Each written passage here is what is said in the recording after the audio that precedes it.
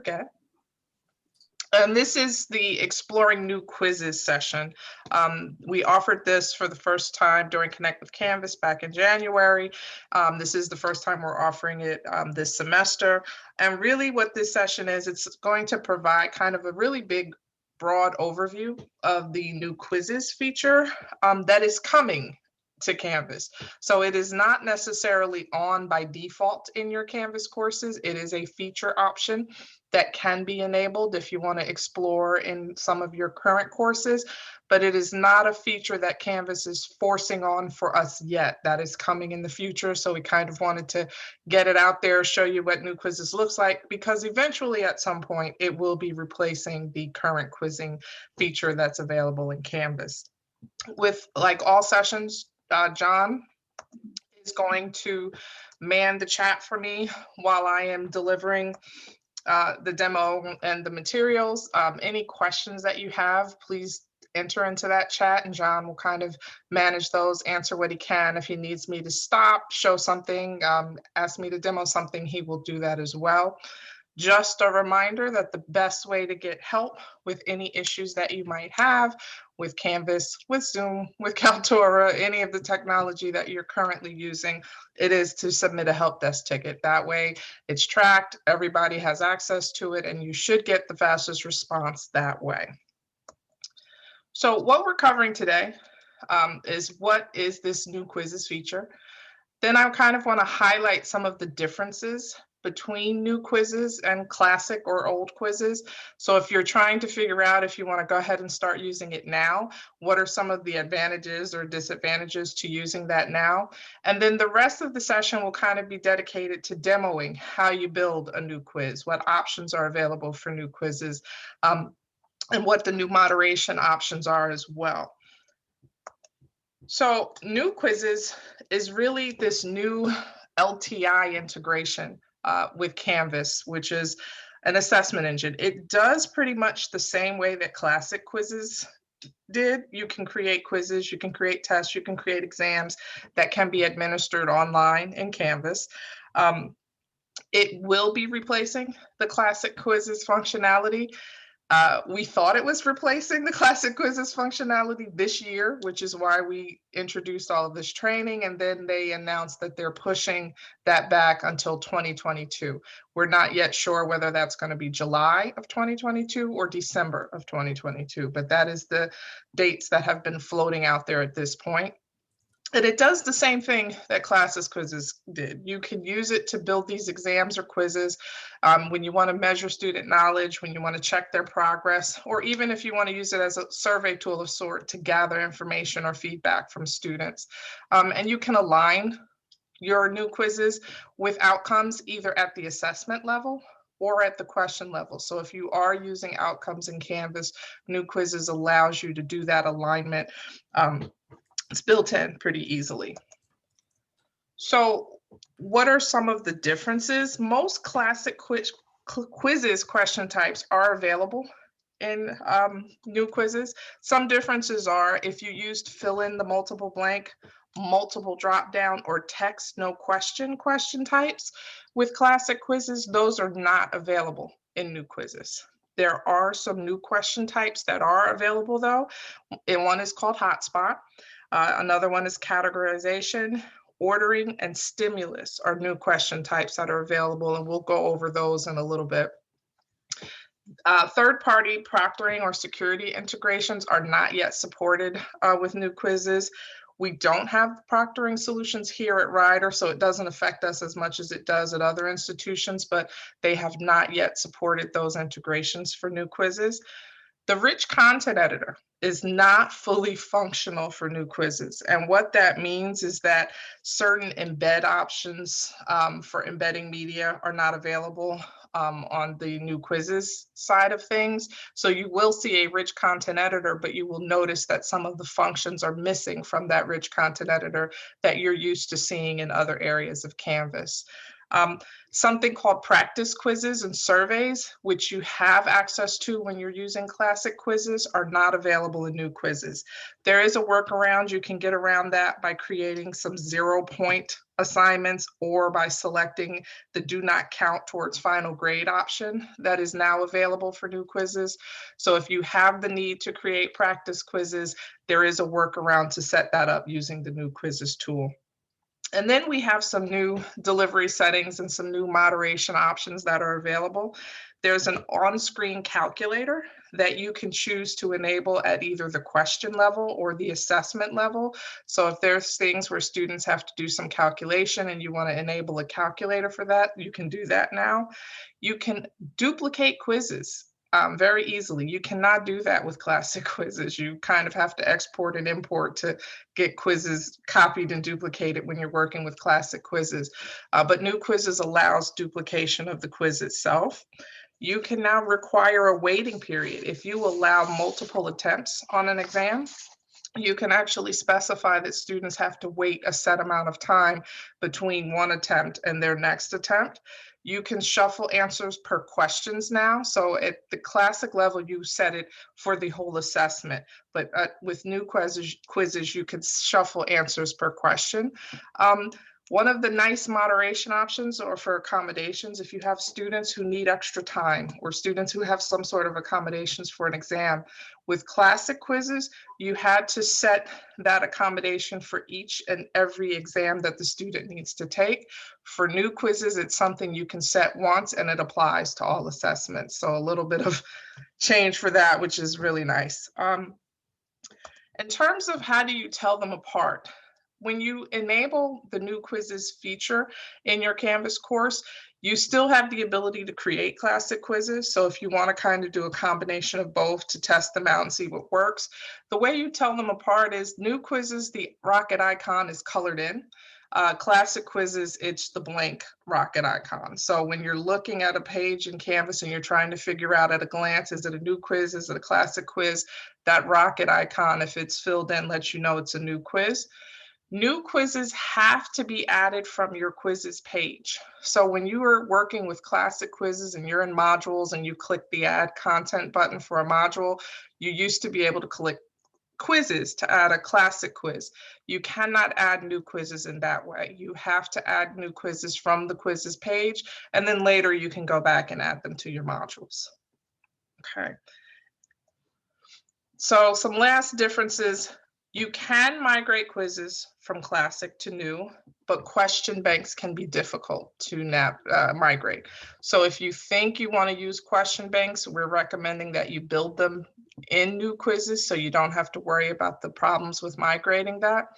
And later we will copy this link into the chat, but if you want a full detailed table of the differences between new quizzes versus classic quizzes, Canvas has this nice resource up in the community that lets you see all of those things that I kind of tried to highlight really quickly with these last couple of slides. So what I'm going to do is I'm going to pull up my Canvas and we're going to start the demo portion. If I can get Canvas back up. John, I inherited your lost mouse problem. Thanks for that. Okay, does everybody see Canvas?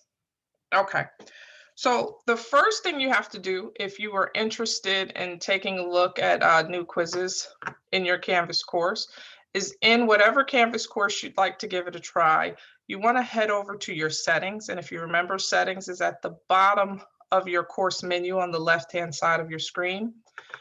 And then you want to head over to the feature options tab. It is the last tab that you have access to at the top middle of your page. And then you want to look for the new quizzes feature.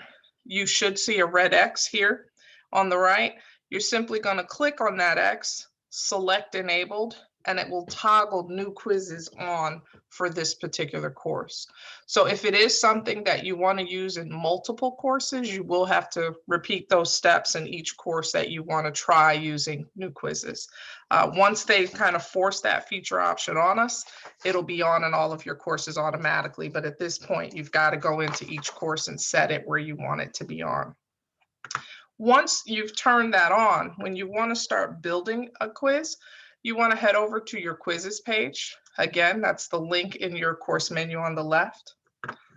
And you start the process like you started it when you were building classic quizzes by clicking the Add Quiz button at the top right. What you will see now is Canvas prompting you to choose which quiz engine you want to use. So you can continue to build classic quizzes even after you've enabled new quizzes if that works and that serves your purpose. But if you're interested in trying a new quiz, you want to select the New Quizzes radio button, and then you want to hit Submit.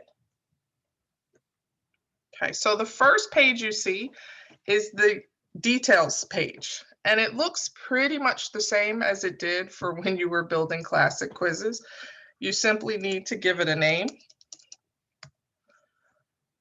One difference now is you can actually set a point value for a new quiz. So if you know that this quiz is worth 100 points, 10 points, 50 points, you can specify that now. In the past, the point value was determined by the points that were assigned to the quiz questions. Now you can set it right here at the top. This is a 100-point exam.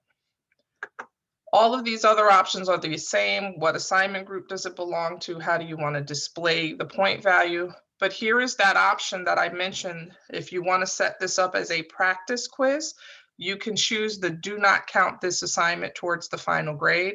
That way students can take it, they can see a score, but it will not get factored into that grading if it serves a purpose as a practice quiz. The submission type, you'll notice we cannot change. This is set to external tool because this new quizzes feature is that LTI integration with Canvas, so it's not something we can change.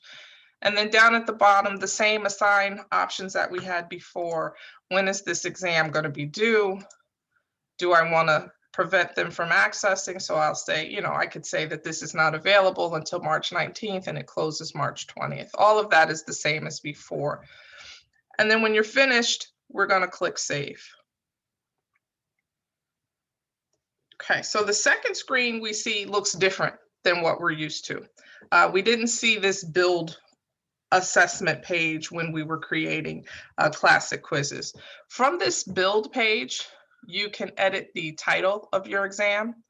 You can add instructions. So the same instructions area that you had before, if you wanted to edit those instructions, you simply click the pencil icon that is located to the right. And then you have this area where you can enter the instructions for the exam here.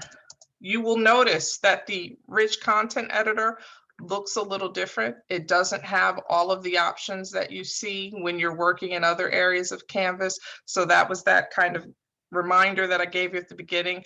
The rich content editor is not fully functional in quizzes. You can still use some of the basic formatting options. You can upload media, you can insert and edit, but you'll notice you don't have access to Kaltura or some of those other third-party integrations that you would see in other areas of Canvas. You can still embed video. You would just need to pull the embed code, and I'll show you how to do that. So it's not as integrated in one click as it is in other areas of Canvas, but we can still pull video into a new quiz if needed. When we're done, we simply click Done. Again, at the top right, if you were building question banks, you can access those and view them by clicking the Item Banks button. If you wanted to align this particular exam with an outcome that you've created in the Outcomes area, you have the ability to do that here. You also see a preview button here. It is not yet clickable because we have not added questions to this exam. But if you wanted to preview an exam from the student perspective after you've added questions, this button will be available to you and clickable here. Any questions about this build page? Okay, so once we've added a title, once we've added instructions, the next step is I want to actually start adding questions to this exam. So that little plus sign that you see at the bottom of the instructions section is how you add content, or what New Quizzes calls content, to an exam. And so when I click that button, it gives me the list of question types that I can add to a new quiz. So you'll see categorization, and that means students have to place answers in correct categories. You can include distractors, so you can include extra categories that don't really belong, so that students have to kind of choose between. You have the ability to do file upload type questions, so that you can allow students to upload files. You can limit the number of files that can be uploaded. You can also restrict by file extension. So if you only want a Word doc, you can specify that. If you only want an Excel file, you can specify that. You have formula type questions, and this is where students have to type in the correct numerical answer. We have matching type questions, and that's where students have a drop-down menu with a list of questions, and they're required to match answers to those questions. Multiple choice is a typical multiple choice type question. Then you also have ordering, and so students have to put those questions in the proper order, in a specific order. Then you have essay. So that's for your text response, whether that's a short essay or a long essay. It's any question where they're required to give you a text response. Fill in the blank is a typical fill in the blank that we have with quizzes, where you have multiple blank spaces and various answers can be included. Hotspot is another one of the new question types. This is where you can upload images, and you can have students identify a specific area in that image. So if you upload an image and there's a specific area that they have to click where the answer belongs, or the answer to the question that you're asking, you can use Hotspot for that. Multiple answer allows for multiple correct answers. So if you want to choose multiple choice type questions, but there's more than one right answer, you're going to use multiple answer. Numeric and true and false, again, they function the same as they did with the classic quizzes. Then there's this last question, which is stimulus. This is the new question. This is another new question type. And this kind of replaces that text no question.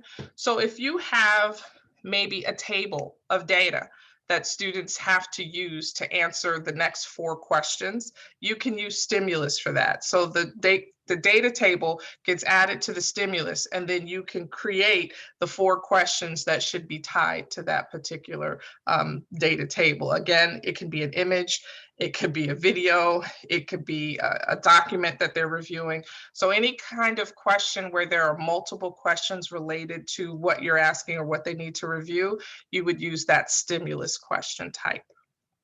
Okay, so to create a question, you're just going to click on the question type, and then you're given the fields that you have to enter. So you can put a title. That doesn't help you later. So we also recommend that instead of labeling by the question number, that you use the topic or what the question is covering, so that later if you're searching, you can search for questions that cover a particular topic or chapter or something like that. Question stem is where you type the question that students should be answering. And then you have the place where you're going to type in the answer choices that you wish to have displayed to students. So this would be answer choice 1, answer choice, I could type 2, answer choice 3. So for multiple choice type questions, it gives you 4 answer options by default. If you only wish to display 3, you can use the garbage can icon that's displayed to the right of that answer field to remove an answer choice. If I remove that and that was an accident and I need to add an additional choice, I can use the add answer link below the answer options to add more. For each answer choice, you have the ability to give feedback. So if you want students to see the feedback for the correct answer, you can give specific feedback for each answer choice. You tell Canvas what the right answer is by choosing the radio button to the left of the answer choice. So as you're creating the question, you're specifying the correct answer.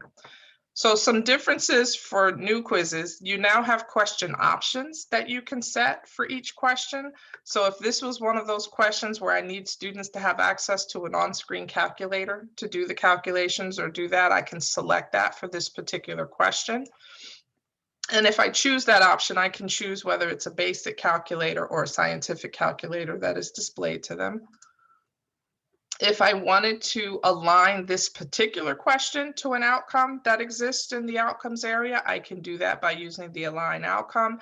And if this particular question should be added to the question bank so that I can pull from it to build later exams, then you would use the items underneath item banking to add the question to the question bank. And they put the point value at the bottom left of the question instead of the top right as it is in quizzes. So when you are doing your point values for that particular question, you want to look for the bottom left instead of the top right to show you the point value. So if this should be a 5-point question, you simply click the 5 and enter that value. The icon that you see to the right of the points field allows you to give general feedback for the question overall. So before we were able to give feedback for individual answer choices, this is overall question feedback. And again, this feedback is not displayed to them until after they have submitted the exam and it's graded and they're able to go back and review the graded exam. When you are done entering all the fields for a question, you click the Done button, and the question is added automatically to the exam. So the next question I want to add is a stimulus question, and I want to add a video just to show you how that would be done. So if I wanted to use this particular video, I'm in my media space area. I want to go to share, and I want to go to embed. So because we don't have access to the Kaltura icon from the rich content editor in new quizzes, you would have to do this extra step of copying the embed code of whatever video you want to share. And now I'm going to head back to Canvas. I'm going to click the plus sign. This time I'm going to choose stimulus. And so this is about embedding video. I can tell them review the video and answer the following questions. Okay.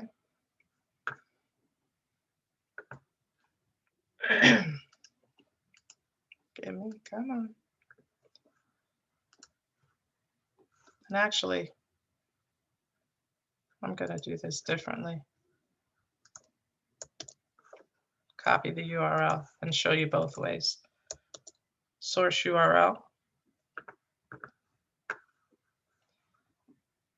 And then I'm going to say add stimulus.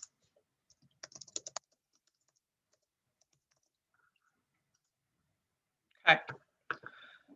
What's different here is now we have the ability to attach questions. So if I have 3 questions, I would click attach, multiple choice.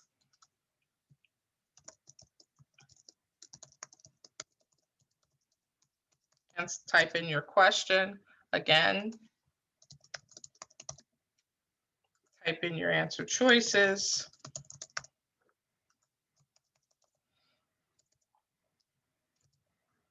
Choose your options and you click done. And then if I need to attach a second and a third, I simply continue clicking the attach question. So all of the questions added here will be attached to the stimulus question that I created. So again, if there's a video they need to review, an image they need to review, a document, an article, whatever it is that you need them to review to answer the next set of questions, you would use stimulus questions to create that in new quizzes. Okay, so on this build page, there's one additional area, and that's called the Question Navigator. And so when you click this expand arrow that's located at the top left of the screen, it will expand to show you the Question Navigator. So you can see the total number of points so far based on the questions that have been created. You can actually see the question type listed here, the point values. You can rearrange.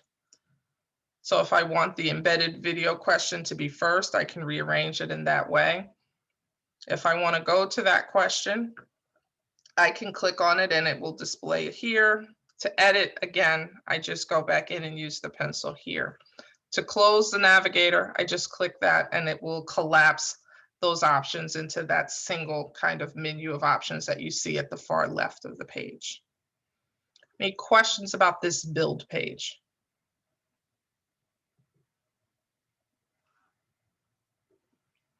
Okay, so what we will do next is head over to the set.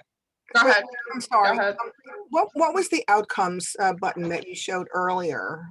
Just I didn't quite get what that was. Outcomes. Yeah, So in Canvas, you can, and I'm going to click this return button at the top of the page to get out of the build. In Canvas, let me go into settings, navigation. So there's an outcomes area in Canvas where you can create course outcomes that you might have in other places. If you want to create them in Canvas, you can map those outcomes to assignments, to exams that students are completing, so that you can generate reports that show mastery in a particular course. If you're not using outcomes, you can kind of ignore that feature. And it's something that we don't see a lot of use of here at Rider. But it is a feature that, yeah, New Quizzes makes prominent. I'll head back in. And we were heading into settings.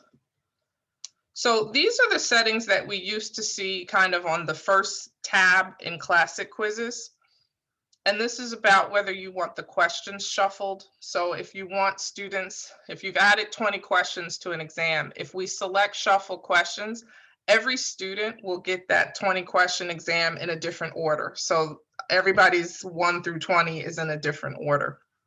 You can also choose to shuffle answers for questions. So if you're doing multiple choice type questions, it will shuffle the order for those answer choices. If you make use of all of the above or none of the above, that's one that you want to be careful of choosing. But if you don't use those, that type of wording, feel free to choose the shuffle answer. So again, if students get the same question, their A, B, C, D is in a different order. So it's just a way to kind of make collaboration, we'll call it, a little more difficult when students are taking these online assessments. You can also choose to turn on one question at a time.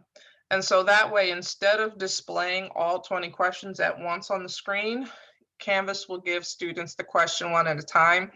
Again, if you're concerned about students taking pictures of the exam or sharing, doing one question at a time means they have to take 20 images instead of a single image. You can also prevent them from backtracking. So if you don't want them to be able to go back to a question after they've skipped it and not answered it, you can prevent that by turning off the backtracking option. There's another setting here that requires a student access code. That's basically password protecting the exam. It's not something we necessarily recommend. A student has to use a password to log on to Canvas to access your course. Turning this on requires you to create a password that you then have to give to students who have to type it in correctly. Otherwise, you'll get a ton of emails at exam time from students who are having a hard time getting in because they're not typing in that access code properly. But it is an option and it's available if you choose to use it. Time limit. This is where you specify how much time students have to take the exam. So if they get an hour, you can specify that they get an hour. If it's 45 minutes, you specify that over here to 45 minutes. If you don't want to put a time limit on exam, you just leave it set to 0, and they basically have an unlimited amount of time to complete the exam. If we had students taking an exam in a computer lab on campus, you could filter by IP address to make sure that they were all accessing from the IP address of that lab. But for students working from home, that's not necessarily a feature that should be enabled or will even work the way you would like. The allow calculator, that same calculator that we could turn on for individual questions can be turned on for the entire assessment here in the settings area. So if you want to turn on that scientific or basic calculator and have it available to them for the entire exam, not just for individual questions, you can turn on that option. And then allow multiple attempts. If we want to limit to one attempt, you want to go in here and make sure it's set to limited one attempt. If you are allowing them multiple attempts, you could set that to 2 or 3. And then you want to tell Canvas, are you going to take the average of the attempts, the most recent attempt, or the highest attempt as the grade that is recorded in the grade book? And this is where you can specify a waiting period. So if you are allowing them multiple attempts, you can say they have to wait at least 3 hours before their next attempt, or they have to wait at least a day before they attempt it again, whatever rule you want to have in place.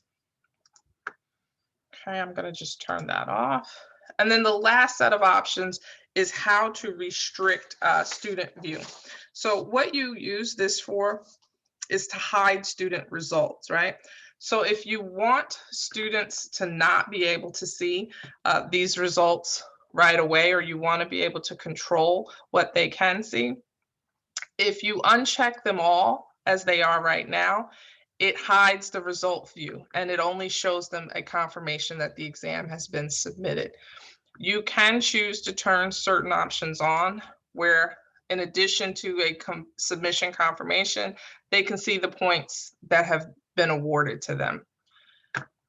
You can also choose to show them what points were possible. You could also choose to turn on the items and questions, whether or not they can see what their response was, whether or not that response was right or wrong, and whether or not you want them to see the correct answer if they got it wrong, and whether or not you want them to see the feedback. So lots of granular level of options available to you here. But again, if you're interested in hiding the student results, you want to make sure that they are all unchecked. Full disclosure, to completely hide this from them, you need to also go into your grade book and set the grade posting policy to manual for that column to make sure that they're not able to see the score when they go to grades and look at that column in that grade listing for them. So if you really, really, really don't want them to see the grade until you had a chance to review and go back through and maybe adjust points, you want to restrict their result view, then you need to head over to the grade book and make sure that the grade posting policy is set to manual for that particular column. Any questions about that? Okay. So the next tab we're going to talk about is moderate. And I'm actually going to look at a different quiz for that. So I'm just going to go to this quiz and I'm going to click moderate. So on the moderate screen, you can see a list of all of the students that are in your class. You can see their attempts for that particular exam. You can see the score that they achieved for that exam, the amount of time they took for that attempt. You also have access to the log. So if I want to view the log, it shows me this is when they opened the question. This is at this point they answered. This point the answer was changed. This point the answer was changed. And then here was the final selection of the answer. And then they finished the exam at that time. So you're able to see this level of detail for the student attempt. And then you'll notice we have an accommodations column in addition to a moderate button. So if I need to allow an additional attempt for a student just for this exam, then I'm going to use this moderate button to do that, because I can specify that the student gets one additional attempt for this exam, and I can reopen it so that the student gets that attempt. If for some reason the student said they lost internet connectivity and they can verify that, and you want to give them an additional 30 minutes to work on that exam because that's how much time they lost. That's not necessarily an accommodation because it's not coming from our disability services office, but it's you as the instructor saying, I'm going to give you this 30 minutes. Then you want to set it here under the time adjustments, and you want to give additional time, and you can specify 30 minutes. This is setting it for this individual assessment. So it's not setting it for every exam for this particular student. It was just this scenario that happened, and we want to give the student the extra time. I'm going to turn this off. When we're talking about a student who has an accommodation and a letter, and they need to have this extra time for every single exam, we want to set it using the accommodations option. So if you'll see for that student there, and for every student, there will be this pencil icon under the accommodations column. And this is where you'll notice it's reminding you that this will apply to all assessments for the student. So when you set it using the accommodations option, it will apply automatically for every assessment you create using new quizzes. You can give additional time. You can remove the time limit. So if you have a student who has to be allowed unlimited time for exams, you can do that. Or you can do a time limit multiplier. So if their letter says they get time and a half, then you can specify time and a half so that it will automatically do the adjustment for every assessment. When it's time limit multiplier, you just specify what the multiplier is. So if that's how much time they're supposed to get in addition, you can set it to that. And then once we hit save, that accommodation is recorded for the student. And for every quiz I create using new quizzes, it will automatically apply that accommodation for this particular student. Questions about that option? Yeah, I have a question. Go What ahead. exactly does 1.25 calculate as if, let's say, you give them a 30-minute interval for the rest of the class? Is this going to give them how much more time? 30 times 1.25. I have my calculator That's up. too much. I mean, what if it was 50%? Then we'd make it 0.50. Correct. And it's going to be Okay. whatever the disability services office says that student is allowed for that particular assessment. For those Okay, who are great. curious, 1.25 would be 7 minutes and 30 seconds. An additional 7 minutes and 30 seconds. Correct. Wait, 1.25 is additional 7 minutes on a 30-minute test. Mm-hmm. How do what's 50%? I mean, okay, I got it. Okay, Never mind. Okay, I'm looking at it as a different thing. No, Right. so you're just giving that additional time on top. I got it. Yeah. Okay. So yeah, I have the same question. Because sometimes you have to give them the double time. So if everybody's taking half an hour, they're gonna take an hour. So how do we do? Correct. So you do the time multiplier is 2. Okay, So if it's double time, you make the time multiplier 2. And so if you set this exam to 30 minutes, everybody else will have 30 minutes, but this particular student would get 60. okay. All right.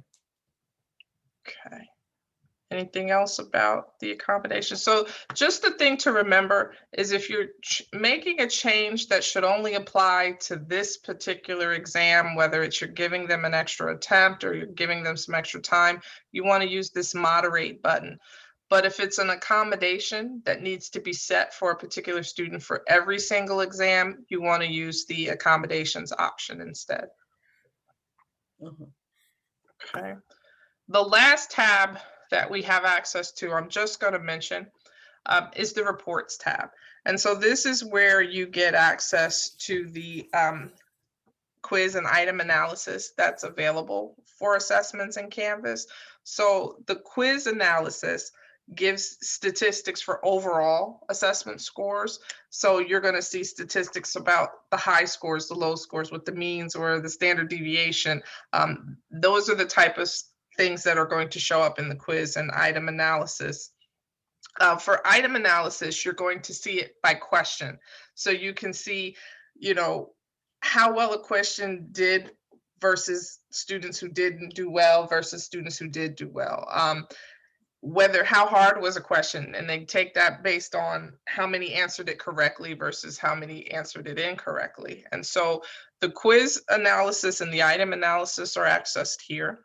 And then there's an additional. So if you have mapped to outcomes, then you have access to this outcomes analysis. So if you have mapped the assessment itself to the outcomes, or if you've mapped those individual questions to particular outcomes, you have this additional outcomes analysis available to you in the reports tab. Okay. To get back to the build, you simply click build. To get back to the main quizzes page, you have your return button here at the top. So one of the things, the gotchas that we're learning about new quizzes, if I want to change the date that this quiz is available, you'll notice we didn't see anywhere in any of these tabs that allowed us to change the date for this particular exam. You have to head back to the quiz page. You have to find the exam and you have to click edit. That brings you back to the options that allow you to change that date. That was one of the things that tripped up a bunch of folks who were using this for the first time this spring. They kind of hide that date option on the original details page. And so again, you can always get to it by going back to main quizzes, selecting the option for edit, and then scrolling down, and you can change your deadline, your due date, and your avail and your until date. So that's the only setting that you kind of have to go back into this main details page to make the adjustment. Everything else should be able to be adjusted from your build area for new quizzes. And again, that return button will take you right back. Okay. Any questions? Because I'm checking my notes and it looks like I have hit everything that I was supposed to hit for new quizzes. Questions in general about using new quizzes and whether you should and whether you shouldn't. We have time, and so we are recommending that you play with new quizzes when you can. The more people who give it a try and demo it and let us know what works, what doesn't, what's missing, gives us time to let Canvas know that before they turn this on and force it on everybody. Because if we're finding certain things that lots of users are missing or want or need, it kind of allows us to report that back to them and allows us also to justify why they shouldn't enforce it when they plan to in July or December of 2022. So again, whatever course you want to give this a try in, you just want to head over to your settings, head over to feature options, and then you just enable new quizzes if you want to give it a try. Well, I have a question. Go ahead. So I've given a quiz in all of my online classes. Now, then I give multiple quizzes in the classes. So if I try new quizzes for the second quiz in each course, is it going to look different to the students? Is there Bit, okay? in that, like, there's questions like that stimulus question, so it will look a little different, but it functions the same. So if you gave them multiple choice type questions, those function exactly the same. If they were using the essay question to type in text answers, that functions exactly the same. But in general, they still see a timer. They still see the questions laid out all at once. They're still able to choose answers, you know, on that screen. So it shouldn't be too much of a shocking difference for them. Okay, so the HCI isn't that much different. That I don't want to, you know, have a student say, "Hey, it looked different than before. I was having trouble with it." No, You know, it should not. okay. And can I use City Labs with new quizzes interface? Not yet, because it's not a real rich content editor. It's Yeah, not see like the real that's one thing. of the drawbacks. Yeah. Yeah. Okay. I might. Okay. That answered my question. Thanks. Yeah, there's a lot of weird. I'll try it next semester. Canvas has not really alluded to what they're gonna do with the rich content editor. Yeah. Things like Kaltura embedding videos. Yeah. Yeah. If I had taken this like 2 weeks ago, then I would have started out this way. But because I have the City Labs interface and stuff, so okay. We're not jumping to No, Yeah. because we have over a year. Right. And a lot's We gonna were in change. panic mode because we thought it was being turned on this year. in Yeah, July, Yeah. yeah, okay. Yeah, I like that you can duplicate, that's why I was gonna maybe go for it, because you can duplicate. Yeah, the duplication piece is really nice because it saves you a ton of time. And that's kind of annoying when you build a Yes. quiz and you can't duplicate it when you're using Classic. But some of the other stuff that you lose makes it kind of hard to convince folks to give it a try. I have But a question. looks intriguing. I'm sorry, go ahead. No, I want to hear your question. No, I was just saying, it looks good. I think for me, it's just the timing of it. You know, if I hadn't started earlier, I I like to tinker and look at new things, but Yeah, but trying it in summer or fall, that Yeah. works as well. yeah, thank you. Go ahead, Helen. So one of the biggest tools that I don't see here, that I see in my regular quizzes, is preview. It's I- there. It's there. Hang on. I'll go back into quizzes. I catch a lot of flaws that way. If I made an error So it's before here pre-publication. Oh, okay, I got at it. the top We right. didn't have Now, what questions, happens is if you had not added questions to it yet, the button Yeah. is not clickable. But once you've added questions, you can definitely preview and see the quiz from the perspective of the student. And that's what it looks like to the student? Well, this particular exam, yes. I didn't make it pretty, Helen. Oh, we can work on that. Yeah, okay, so I'm gonna hit return, but yeah, that preview is always gonna be at the top right. Well, one other thing, let's say I have an active class and I just want to use this as like a sandbox in that active class. Am I capable of just doing quiz 7, which I will never have? As long as you don't publish it, students won't Yeah, see yeah, it. that's what I meant, Mhm. to just play with. Absolutely. Okay. So like if we wrote a quiz on this one, would it be available? I mean, can we use it or no? If you want to use it, absolutely. So once you've turned it on, as long as you've built the quiz and published it, then it would be able to be taken by your students. Okay, so, but then I have to kind of, yeah. Will it say new quizzes or just quizzes? Nope, so it'll show up. You see that the icon is a filled in rocket. And what I'll do is I'll create a sample classic quiz really quickly. And I'm just gonna save. So the only way you can tell at a glance when you're looking at that quizzes page, when it's a new quiz, the rocket icon is filled in. When it's a classic quiz, the rocket icon is not. Oh, okay, perfect. And that can be used, like, if we wanted to start working on that one and play with it, then we can use it. Absolutely. Yep, it's available as a feature option right now. Uh-huh. Well, even it's already out there. I mean, we don't have to bring it or anything. It's already enabled as a feature option in Canvas. You just have to go into your settings Okay. and then turn it on here. Once you do that, it's available in your course. Okay. Uh-huh. I'm going to go ahead and stop the recording now.